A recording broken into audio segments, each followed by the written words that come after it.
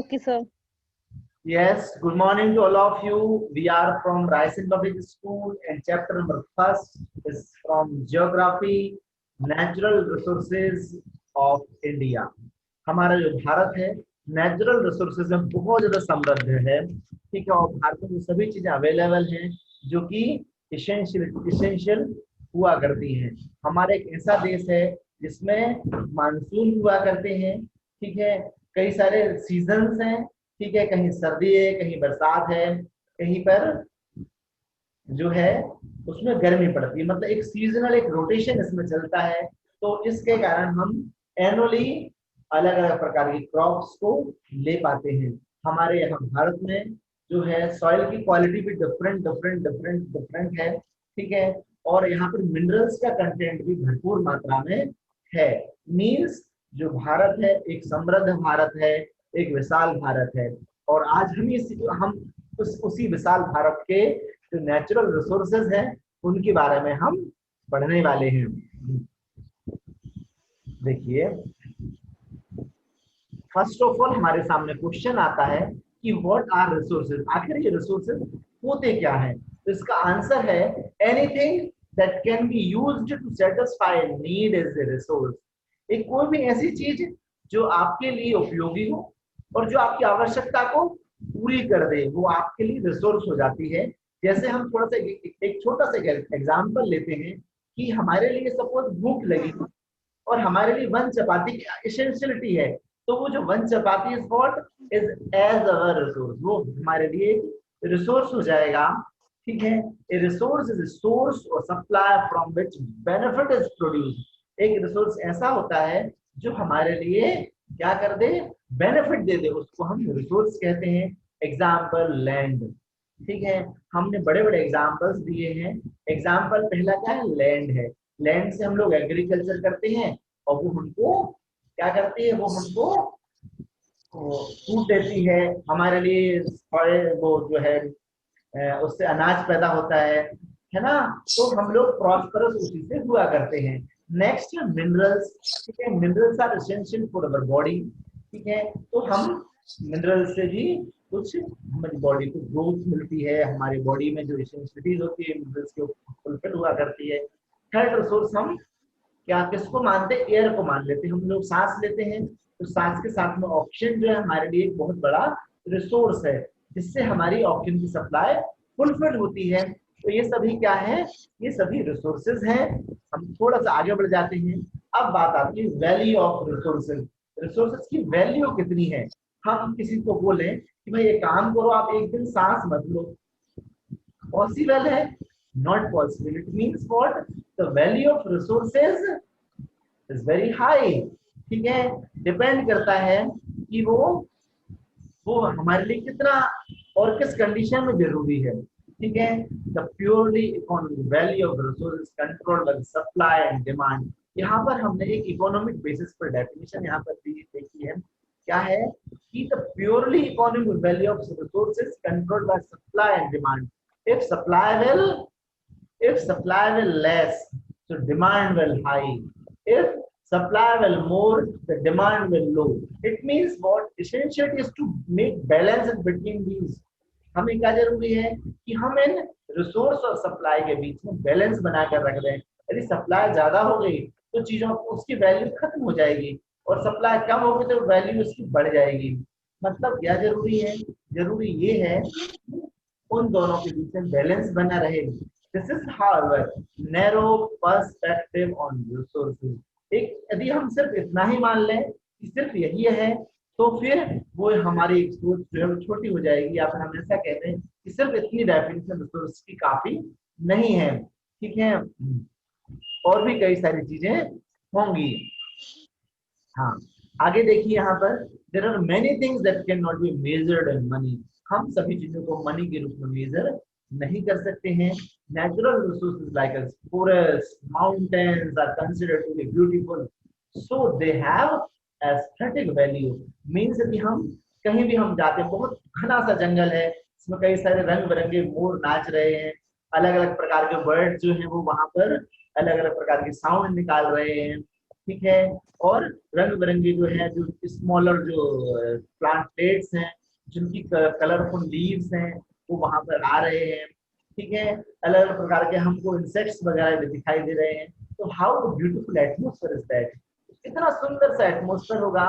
तो ये जो सभी चीजें हैं, ये क्या है, ये हमारी नेचुरल रिसोर्सेज हैं। इनमें हम इंक्लूड करते हैं फॉरेस्ट को, माउंटेन्स को, ठीक है। कहीं पर झरना बह रहा है, ठीक है, उस झरने में से जब छोटी छोटी वाटर ड्रॉपलेट्स आ रही हैं, तो वहां पर क्या बन रही है, एक रेनबो बन रहा है जो 7 कलर्स का बहुत ब्यूटीफुल शो हो रहा है। ये सभी चीजें क्या करती हैं, ये सभी चीजें एस्थेटिक वैल्यू रखा करती हैं। मतलब कि हमारे नेचर को इम्पोर्टेंट, नेचर को ब्यूटीफुल बना रही है। मतलब ये है कि ये भी हमारे लिए एक रिसोर्स है और ये भी हमारे लिए वैल्यूएबल है, ठीक है। Resources also have an ethical value as well, as because it is widely recognized that it is our moral duty to protect and conserve them for the future, ठीक है, for the future generation। Resources जो हैं, इनकी ethical value भी है, means हमारी moral value भी है कि हम इनको बचाकर रखें। क्यों रखें? क्योंकि आने वाली जो जनरेशन, भविष्य में जो लोग आने वाले हैं, फ्यूचर जनरेशन जो हैं, उनके लिए इस ब्यूटी का अधिकार है। उनके लिए भी एसेंशियल है कि वो भी इस तरह के इन इन चीजों को संभाल कर रखेंगे। हम तो उनके लिए मिल पाएंगे कि हम सभी जंगल्स को फिनिश कर दें, फॉरेस्ट को कट आउट कर दें, तो फिर सब पूरी जो नेचुरलिटी है वो खत्म हो जाएगी और नेचर की सुंदरता नष्ट हो जाएगी। इसलिए हमारी जरूरत है, हमारी मोरल वैल्यू, हमारे लिए मोरली ये जरूरी है कि हम इन चीजों को संभाल कर रखें, हम इनको खत्म ना करें। देखिए नेक्स्ट है कैरेक्टरिस्टिक्स ऑफ रिसोर्सेज। हमारे पास यदि कोई रिसोर्स है तो उसकी क्या क्या क्वालिटीज होना चाहिए, मेन कैरेक्टरिस्टिक्स यहाँ पर बताई हैं। पहली है यूटिलिटी। यूटिलिटी मींस वो उपयोगी हो, उसका हम यूज कर सकें, वो हमारे द्वारा यूटिलाइज किया जा सके। यदि कोई रिसोर्स हमारे पास है और यदि हम उसका यूज कर ही नहीं पा रहे हैं तो हमारे किस काम का, मींस वो कैसा हो, वो ऐसा हो जिसका हम उपयोग कर सकें। नेक्स्ट देखिए, हम बात करते हैं quantity. Quantity means often in terms of availability, means वो हमारे लिए उतना हो कि हम उसका प्रॉपर उपयोग कर सकें, ऐसा ना हो कि हम उसके लिए परेशान हो रहे हैं, ठीक है। और थर्ड पॉइंट क्या है, इज कंजप्शन, ठीक है, मींस हम उसको प्रॉपर कंज्यूम कर सकें, प्रॉपर उसको उपयोग में हम ला सके, ठीक है। these three are the main characteristics of resources, so keep in mind, one is utility, another one is the quantity that must have to be available in proper quantity, ठीक है, and third one is the consumption, must have to be proper consumed by the people or consumed by us, ठीक है। and second is what is the potential for depletion and consumption, means उसमें ये भी क्षमता होना चाहिए कि पूरी तरह से नष्ट हो जाए, पूरी तरह से वो कंज्यूम किए जा सके। ऐसा ना हो कि वेस्ट जो है वो बहुत सारा बाहर निकाल कर फेंक दिया गया और कंजप्शन कम हुआ तो हमारे लिए उसकी वैल्यू भी फिर कम हो जाएगी। मतलब क्या होना चाहिए, जो हमारा रिसोर्स है वो पूरी तरह से उपयोगी होना चाहिए, तभी वो सही रिसोर्स हमारे लिए होगा। हाँ, हम बात करते हैं रिसोर्सेज को, यहाँ पे क्लासिफाई किया है ना। रिसोर्सेज को क्या किया यहाँ पर रिसोर्सेज को क्लासिफाई किया गया है। अब देखिए क्लासिफिकेशन ऑफ रिसोर्सेज है। पहला है biotic, abiotic, renewable, non renewable. Natural resources जो हैं इनको फोर टाइप्स में क्लासिफाइड किया है। आइदर बायोटिक मतलब लिविंग रिसोर्सेज, दूसरे एबायोटिक जो कि डेड हो गए हैं वो रिसोर्सेज, तीसरे रिन्यूएबल ऐसे रिसोर्सेज जिनको हम फिर से रिन्यू कर सकें, ठीक है, और चौथा टाइप यहाँ पे नॉन रिन्यूएबल जो फिर कभी रिन्यू ना हो पाए, ऐसे रिसोर्सेज को हम क्या कहते हैं, ऐसे रिसोर्सेज को हम नॉन रिन्यूएबल रिसोर्सेज कहते हैं। मींस हमारे लिए जरूरी है कि जो चार तरह के रिसोर्सेज है, biotic, abiotic, renewable, non renewable. Non renewable means हम इनके लिए प्रॉपर मेंटेन करें। बायोटिक मींस वो जो लिविंग्स हो, ठीक है, एबायोटिक वो जो कि नॉन लिविंग्स हो, है ना। Renewable means that can B renewed, जिनको हम फिर से यूज कर सकें, और नॉन रिन्यूएबल मींस वो जिनको हम फिर से यूज ना कर सकें। ठीक है, इस तरह से 4 टाइप्स यहाँ पर रिसोर्सेज के दे रखे हैं। हम थोड़ा सा आगे बढ़ जाते हैं। देखिए, हम सबसे पहले बात करते हैं बायोटिक रिसोर्सेज की। Biotic resources are those obtained from the biosphere, means जो भी नेचर से जो हमको मिलते हैं, जैसे कि बर्ड्स हुए, है ना। बर्ड्स कैसे हैं? अलग अलग कलरफुल बर्ड्स हैं, कलरफुल फिश हैं, ठीक है, कलरफुल एनिमल्स हैं, ठीक है, which are just to make the beauty of nature.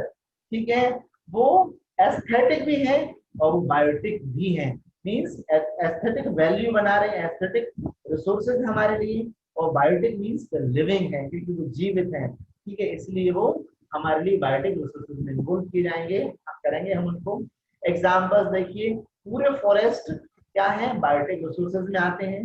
Means forest में जो प्लांट्स हैं कैसे होते हैं, लिविंग होते हैं। ठीक है, फॉरेस्ट में रहने वाले एनिमल्स कैसे हैं, लिविंग्स हैं। फॉरेस्ट में रहने वाले बर्ड्स कैसे हैं, वो भी लिविंग है ना। इसके अलावा और भी दूसरे ऑर्गेनिज्म, ठीक है, और इसके अलावा फिश भी क्या है, वो बायोटिक रिसोर्सेज में आया करते हैं। अदर देन मैराइन और मरीन ऑर्गेनिज्म, ऐसे ऑर्गेनिज्म जो समुद्री पानी में रहा करते हैं, वो भी जीवित रहते हैं, तो वो भी बायोटिक रिसोर्सेज में आया करते हैं। ठीक है, अब देखिए, minerals such as food and petroleum are sometimes included in this category. इन्होंने लास्ट में स्टेटमेंट दिया है कि sometimes what, minerals and food, ठीक है, वो भी बायोटेक रिसोर्सेज में इन्वॉल्व किया गया है, क्योंकि दिया are obtained from the organism which are previously living. वो पहले लिविंग थे, ठीक है, लेकिन अब they are obtained from the living, so they are included as biotic. ठीक है, बहुत सारे जो साइंटिस्ट लोग हैं इसको एबायोटिक में माना करते हैं क्योंकि वो डेड है। ठीक है, क्योंकि वो डेड है, लेकिन अलग अलग मान्यताएं हैं। Is obtained from the living, occasionally after the death they obtain, but they obtain from the living, and these are the product is from the living, so they included as biotic. But the condition is suggested कि अभी तो ये dead है, then how can we say the biotic resources these are? ठीक है, तो हम इनको अभी कैसे कह दें कि बायोटिक रिसोर्सेज हैं। दोनों कॉन्सेप्ट यहाँ पर मैंने आपको बता दिए हैं। इनको हम बायोटिक भी कह सकते हैं, कुछ लोग कहते हैं, कुछ एबायोटिक भी कहते हैं। Normally, according to our concept, these are normally abiotic resources because these are dead. Okay. Now next. Next biotic resources. These are, you can see, is birds, fish, tree, oils, coals. Okay. क्योंकि ये biotic organism से, जीवित organism से operate किए गए थे, यहाँ पर ऐसा दिया गया है ना, हम ऐसे समझ सकते हैं। नेक्स्ट हम यहाँ पर बात करते हैं एबायोटिक। ऑयल्स यहाँ पर दिख रहे हैं, है ना। देखिए, एबायोटिक में गोल्ड है, वाटर है ना, सिल्वर है, कॉपर है ना, बहुत सारे एयर, वाटर, लैंड, ये क्या है, ऐसे रिसोर्सेज जो कि डेड हो, जो कि नॉन लिविंग थिंग से कंप्राइज किए जाते हो। Abiotic resources comprise non living thing, जो भी नॉन लिविंग थिंग्स हैं वो सभी एबायोटिक रिसोर्सेज में आया करती हैं। ठीक है, एग्जांपल्स इंक्लूड द लैंड, हमारे घर, हमारे खेत की जमीन क्या है, एक एबायोटिक रिसोर्स है। ठीक है, हमारे आसपास बहने वाली हवा क्या है, एक एबायोटिक रिसोर्सेज है। हमारे घर में रखे हुए गहने, ठीक है, बहुत सारे गोल्ड के हो सकता है, कुछ लोगों के पास में आयरन की रिंग भी हो मेरी तरह, ठीक है, कॉपर की रिंग्स पहनी हो, सिल्वर के आभूषण बने हुए हो घर में, है ना, पहने हुए हो, means these all are what, these all are abiotic resources. थोड़ा सा ट्रेजर यदि कहीं मिल गया तो वो सब क्या कहलाएगा, this that will be abiotic resource. यदि किसी को बहुत बड़ा सा खजाना मिले यहाँ पर बना हुआ है तो वो क्या कहलाएगा, वो उसका एबायोटिक रिसोर्सेज कहलाएगा। ठीक है, और किसी ने बहुत सारी भैंसें पाल ली हैं तो उसका बायोटिक रिसोर्स कहलाएगा। ओके, नेक्स्ट हम बात करते हैं रिन्यूएबल सोर्सेज। ऐसे सोर्सेज जो कि रिन्यू किए जा सके, जिनको हम फिर से नया बना दें। Renewable sources are those that can be replenished or reproduced easily. ऐसे सोर्सेज जिनको हम फिर से रिप्लेस करके दूसरा बना दें, ठीक है। घुंघरू की तरह बजता ही रहा हूं मैं। Have you listened this song? Means क्या हो रहा है यहाँ पर कि there is ability to change, चीजें बदल रही हैं, ठीक है। कभी टूट गया, कभी तोड़ा गया, 100 बार मुझे फिर जोड़ा गया, ऐसा स्टेटमेंट आया है। क्यों? क्योंकि यहाँ पर रिन्यूएबल चीजें मतलब जो मेटेलिक सब्सटेंसेस हैं, या हम चांदी के आभूषणों की बात कर रहे हैं, सोने के आभूषणों की बात कर रहे हैं, तो वो क्या होते हैं, वो फिर से रिन्यू हो जाते हैं। तो ऐसे रिसोर्सेज जो कि रिन्यू हो सके, चाहे वो एबायोटिक हो चाहे वो बायोटिक हो, वो सभी क्या कहलाते हैं, सभी रिन्यूएबल रिसोर्सेज कहलाते हैं, है ना। एग्जांपल देखिए, sunlight, air, wind are continuously available and their quantity is not affected by the human consumption. Human consumption कितनी एयर को यूज कर ले, कितनी सनलाइट को यूज कर ले, कितनी हवा का यूज कर ले, उससे उनकी क्वांटिटी में कोई फर्क नहीं पड़ता है। तो ये इंक्लूड किसमें आते हैं, रिन्यूएबल सोर्स में आते हैं, है ना। रिन्यू हुआ करते हैं। प्लांट्स कंटिन्यू क्या करते हैं, प्लांट्स कंटिन्यू CO2 को एब्जॉर्ब करते रहते हैं और ऑक्सीजन को निकालते रहते हैं। मींस रिन्यूएशन की प्रोसेस कंटिन्यू इसमें चलती रहती है। So these sources are known as renewable sources. Okay, many renewable sources can be depleted by the human use. कुछ ऐसे renewable source भी हैं जो कि humans के द्वारा deplete किए जा रहे हैं। Example we can say, yeah, these are the plants, these are the forests which are just cutting down. ठीक है, forest को काटा जा रहा है, इसलिए क्या हो रहा है, इससे कि जो renewable की जो capacity है वो धीरे धीरे कम होती चली जा रही है। like the agricultural crop, like a short time of for renewable, ठीक है। तो ये जो एग्रीकल्चर क्रॉप है वो छोटे समय के लिए रिन्यूएबल है। Other like as water taking comparatively longer time. और दूसरे एग्जांपल हम पानी को लेते हैं जो कि लॉन्गर टाइम के लिए रिन्यूएबल होता है। while still others like as forest take even longer। Forest यदि एक बार कट जाए तो उनको फिर से रिन्यू होने में बहुत सारा टाइम लगता है। नॉर्मली यदि हम देखें तो एक पेड़ को फिर से बड़ा होने में लगभग 7 से 8 साल लग जाते हैं। ओके, तो ये जरूरी है हमारे लिए कि हम क्या करें, हम इन चीजों का प्रॉपर यूटिलाइजेशन करें, हम इनको एक्स्ट्रा ग्रीडी के को लेकर इनका यूज ना करें। हाँ देखिए, नेचुरल रिसोर्सेज, पोटेंशियल रिसोर्स, हमने नेचुरल रिसोर्सेज की बात कर रहे हैं यहाँ पर। On the basis of stage of development natural resources में be called as potential resources. Means उनको हम पोटेंशियल रिसोर्सेज भी कहते हैं, ठीक है। Potential are those that can exist in region और may be used in the future. मतलब रीजन में बहुत बड़ी अमाउंट में है और उनका उपयोग हम बाद में भी कर सकें, ठीक है। उनको हम पोटेंशियल रिसोर्स कहते हैं। एग्जांपल देखिए, mineral oil may exist in many part of India having sedimentary rocks, ठीक है।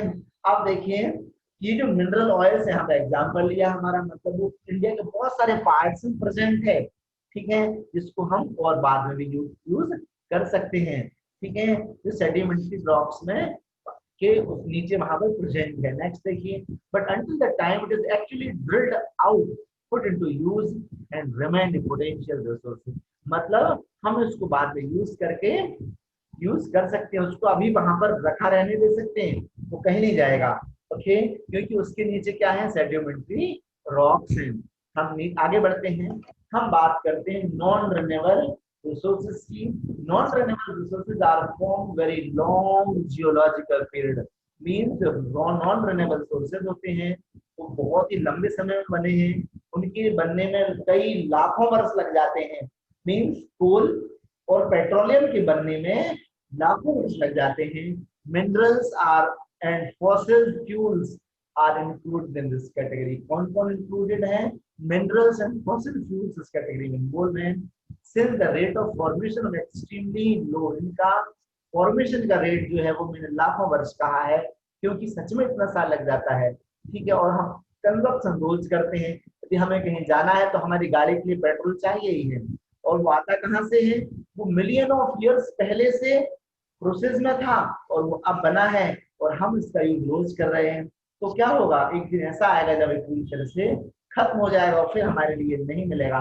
मींस ये इनका फॉर्मेशन का रेट बहुत स्लो है एंड कंजप्शन का रेट बहुत हाई है। तो क्या होगा, तो एक दिन ऐसा आएगा जब नॉन रिन्यूएबल सोर्सेज जो है पूरी तरह से खत्म हो जाएंगे और फिर हमारे लिए जो नॉन रिन्यूएबल जो है सोर्सेज वो मिलेंगे ही नहीं।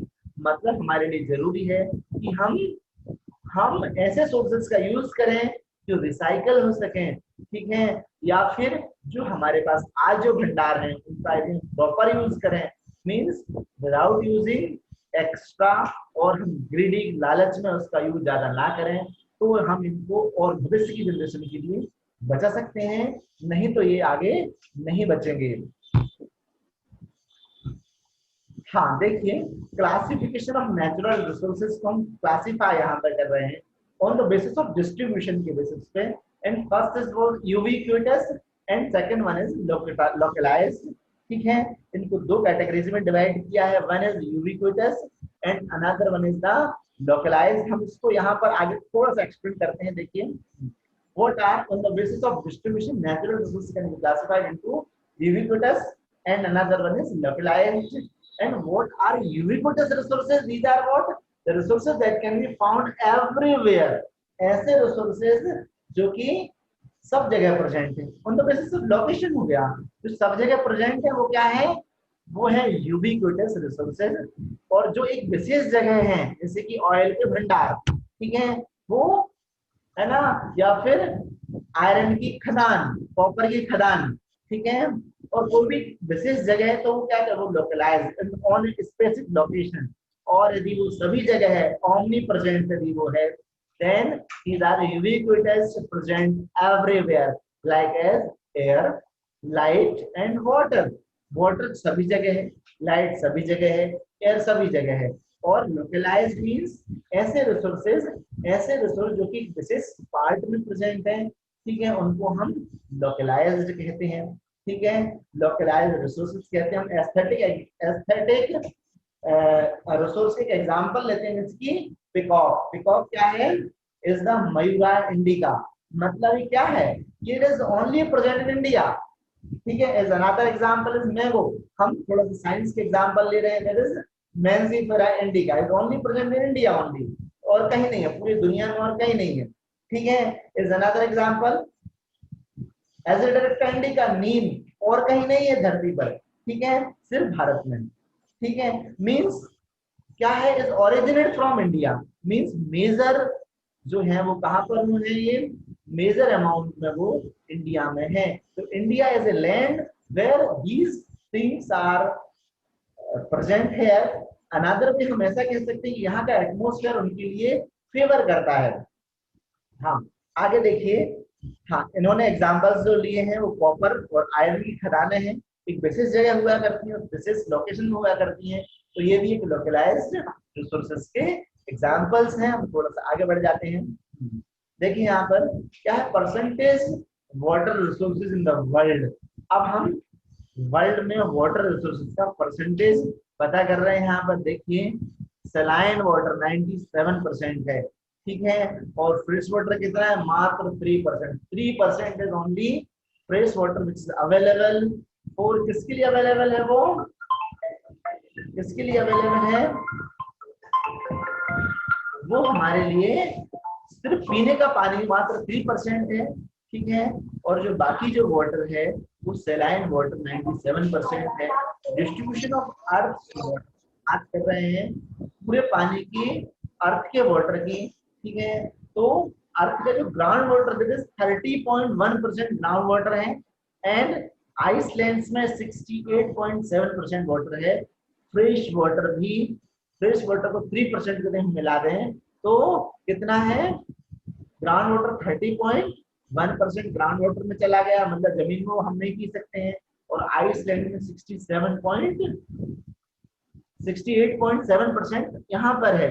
मींस ये है कि हमारे लिए पीने योग्य पानी कितना, 0.9% ड्रिंकिंग वाटर है, ठीक है। और 0.9 में से भी 0.9 में से भी 0.9 में से भी क्या है, 0.9 में से भी जो स्वयं क्षेत्र हैं, जो दलदली इलाके हैं, वहां पर 11% वाटर है, और झीलों में 87% वाटर है, रिवर्स में 2% वाटर है, जो हमारे लिए पीने योग्य है। ठीक है, अब समझिए आप कि हमारे लिए स्कैर्सिटी ऑफ वाटर कितनी ज्यादा है। ठीक है, पूरे वर्ल्ड में इसलिए बहुत समस्याएं हैं पीने के पानी की।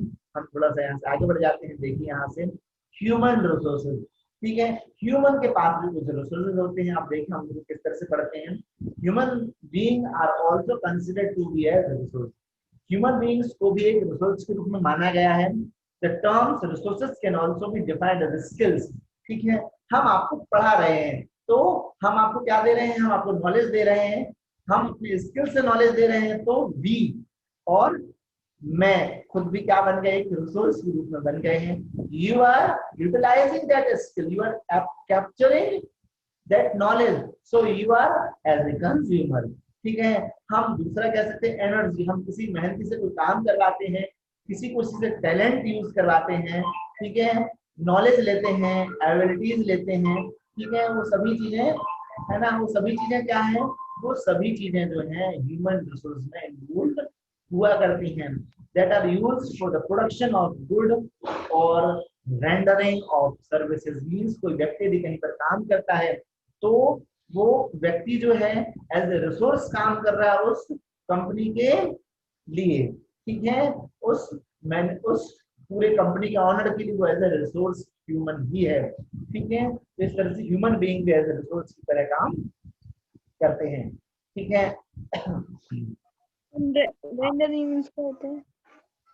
ह्यूमन हम क्वेश्चनिंग सेशन थोड़ा सा बाद में रखेंगे बेटा, है ना, तो पूछ रहे हैं ना।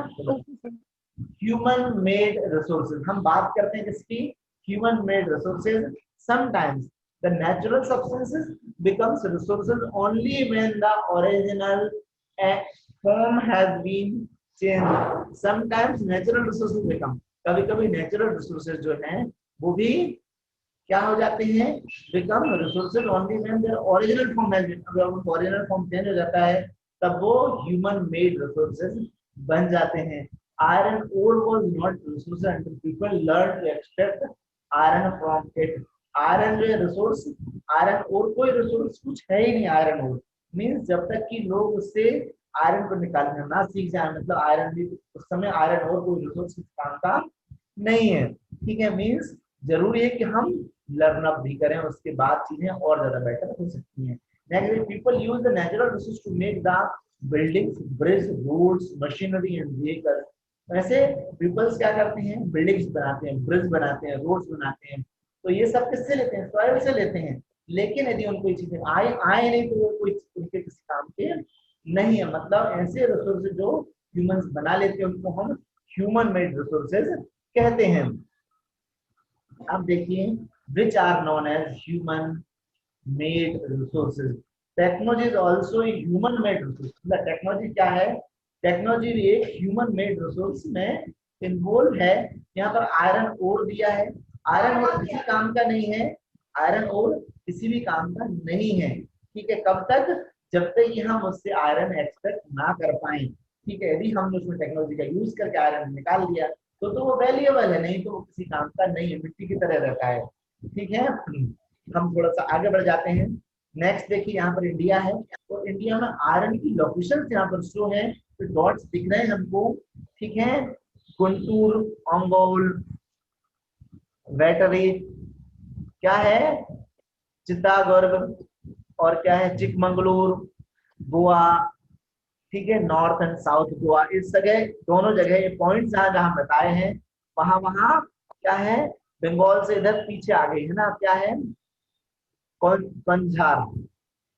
हाँ, कंझार है। ठीक है, और जो स्पॉट्स आप यहाँ पर देख सकते हैं कि इन जगह क्या है, लोकेशन ऑफ आयरन की मिल्स हैं। ठीक है, आयरन का एक्सट्रैक्शन यहाँ पर हुआ करता है और बड़ी मात्रा में होता है।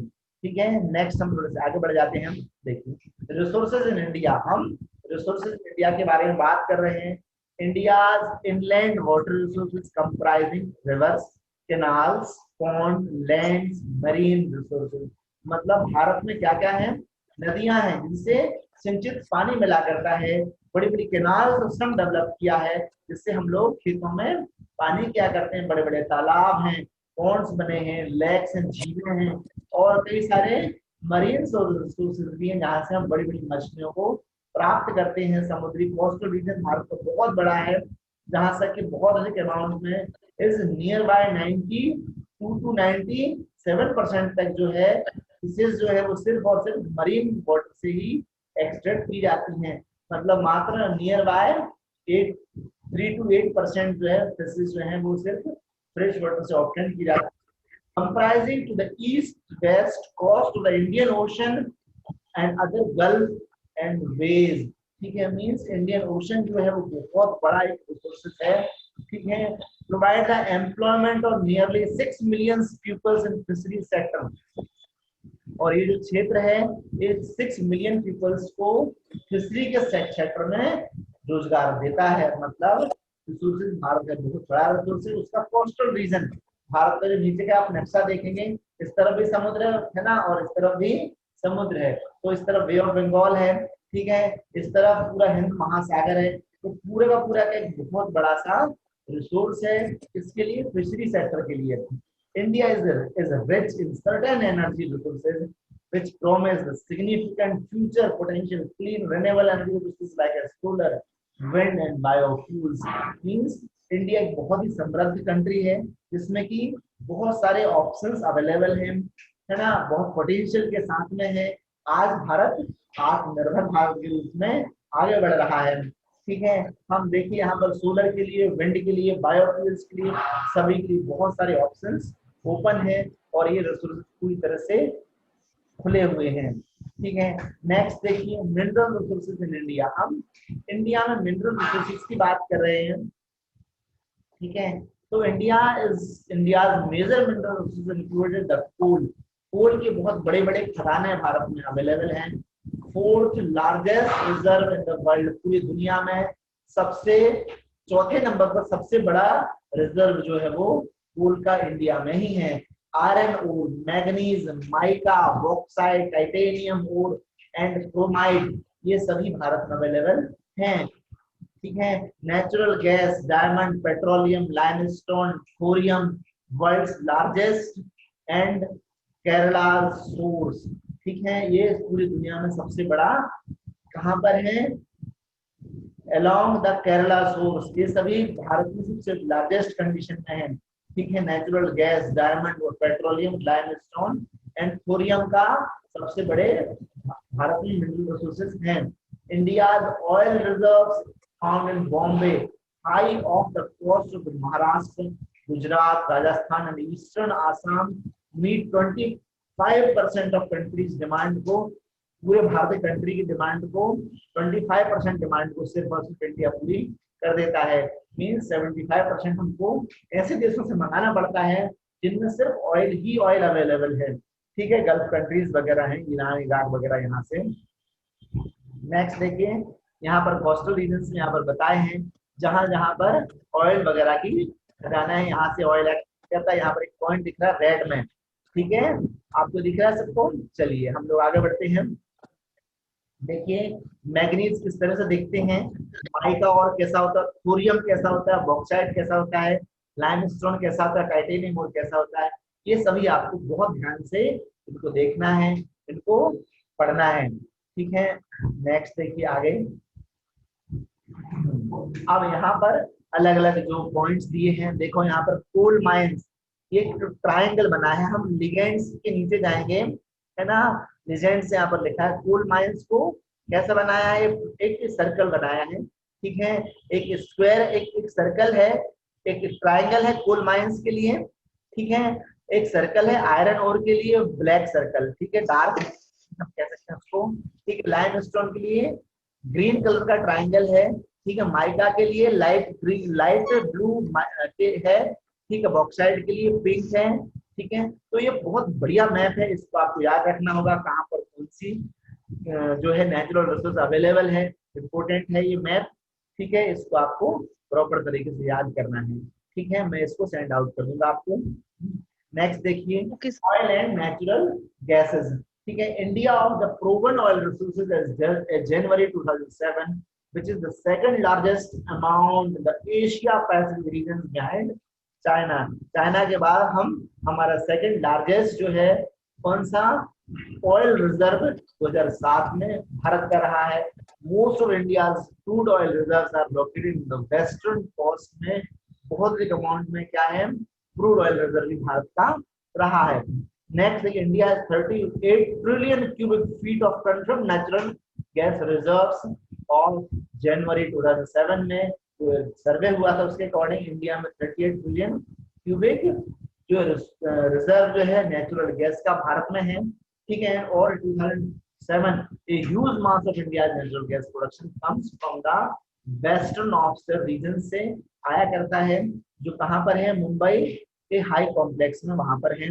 And onshore field in Assam, Andhra Pradesh and Gujarat states are also major resources of natural resources के जो है नेचुरल गैस के रिसोर्सेज में दूसरे रीजन जो है वो भी आसाम, आंध्र प्रदेश, गुजरात भी इन्वॉल्व हैं.